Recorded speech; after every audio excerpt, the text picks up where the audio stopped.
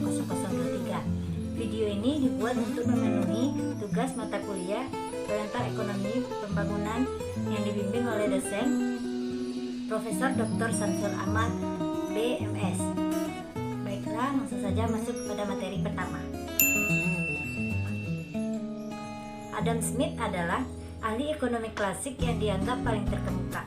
Karyanya yang sangat terkenal adalah sebuah buku yang berjudul An Inquiry into the Nature and Cause of the Wealth of Nature yang diterbitkan pada tahun 1776, terutama menyangkut permasalahan pembangunan ekonomi.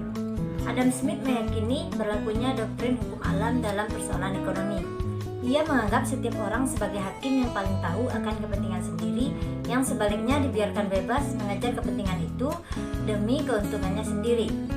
Smith pada dasarnya menentang setiap campur tangan pemerintah dalam industri perniagaan.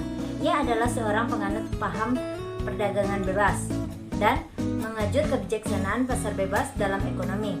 Kekuatan yang tidak terlihat yaitu pasar persaingan sempurna, yang merupakan mekanisme menuju keseimbangan secara otomatis cenderung untuk memaksimumkan kesejahteraan nasional. Pembagian kerja adalah titik permulaan dari teori pertumbuhan ekonomi Adam Smith yang meningkatkan daya produktivitas tenaga kerja.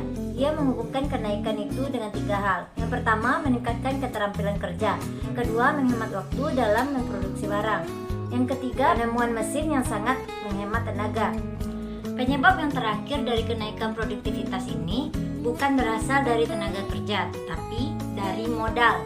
Salah satu pemain yang terkenal yaitu pembagian kerja dibatasi oleh luasnya pasar, mengandung arti bahwa pembagian kerja bertambah seiring dengan meningkatnya pasar. Oleh karena itu, perluasan perniagaan dan perdagangan internasional sangat bermanfaat. Dengan meningkatkan jumlah penduduk dan fasilitas transport, akan terjadi pembagian kerja yang semakin luas dan meningkatkan modal yang semakin besar. Proses penumpukan modal.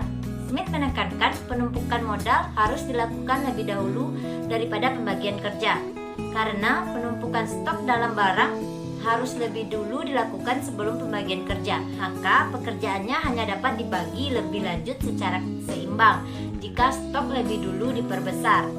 Modal suatu bangsa meningkat dengan cara yang sama seperti meningkatnya modal perorangan, yaitu dengan jalan yang menumpuk dan menambah secara terus-menerus tabungan yang mereka sisipkan dari pendapatan. Teori Smith memberikan sumber sumbangan yang besar dalam menunjukkan bagaimana ekonomi terjadi dan faktor-faktor serta kebijakan apa yang menghambatnya, khusus dalam kaitannya dengan petani, pedagang, dan produsen.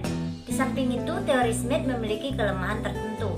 Teori Smith didasarkan pada lingkungan sosial ekonomi yang berlaku di Inggris dan bagian-bagian tertentu di Eropa. Teori ini mengasumsikan adanya pembagian masyarakat secara lugas antara kapitalis dan para buruh. Yang kedua yaitu alasan yang tidak adil bagi kegiatan menabung. Yang ketiga, asumsi yang tidak realistis tentang persaingan sempurna. Yang keempat, mengabaikan wira swasta atau pengusaha. Yang kelima, asumsi yang tidak realistis tentang keadaan stasioner.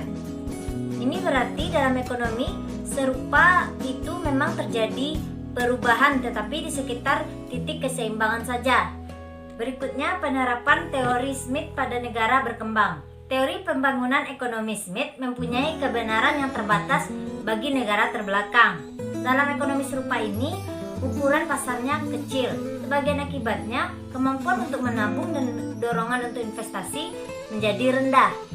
Teori pembangunan ekonomi Smith menunjukkan faktor-faktor tertentu yang bermanfaat dalam pembangunan negara terbelakang, khususnya peranan tabungan yang dianggap sebagai faktor yang paling penting bagi pembentukan modal di negara terbelakang.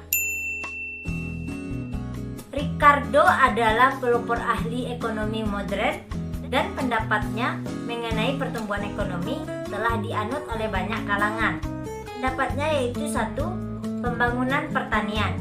Ricardo menekankan pentingnya pembangunan pertanian dalam pertumbuhan ekonomi sebab pembangunan industri tergantung pada sektor itu. Yang kedua, tingkat keuntungan. Ricardo membela peningkatan tingkat keuntungan dalam pembangunan ekonomi, sebab pemumpukan modal tergantung pada kenaikan tersebut. Yang ketiga yaitu pentingnya tabungan. Seperti ahli modern, Ricardo menekan pentingnya tabungan bagi penumpukan modal. Jadi, Ricardo adalah pelopor ahli ekonomi modern. Yang keempat, perdagangan luar negeri. Ricardo memberikan tekanan khusus pada perdagangan luar negeri sebagai sarana memperbaiki perekonomian. Yang kelima, teori dinamis. Ricardo menyajikan suatu teori yang dinamis yang menganalisis pengaruh perubahan dari berbagai variabel pada pembangunan ekonomi seperti penduduk, upah, sewa, keuntungan, dan sebagainya. Berikutnya, kelemahan teori Ricardo. Teori Ricardo memiliki beberapa kelemahan. Yang pertama yaitu mengabaikan pengaruh teknologi. Yang kedua, pengertian yang salah tentang keadaan stasioner. Yang ketiga, pengertian yang salah tentang penduduk. Yang keempat, kebijakan pasar bebas tidak dapat diterapkan. Yang kelima, mengabaikan faktor-faktor kelembagaan. Yang keenam, teori Ricardo adalah teori distribusi, bukan teori pertumbuhan. Yang ketujuh, tanah juga menghasilkan selain gandum. Berikutnya, modal dan buruh bukanlah koefisien yang tetap. Berikutnya, mengabaikan tingkat bunga. Yang terakhir yaitu teori Ricardo dan negara berkembang. Baiklah, sekian materi yang saya dapatkan. Sampai jumpa di video selanjutnya. Assalamualaikum warahmatullahi wabarakatuh.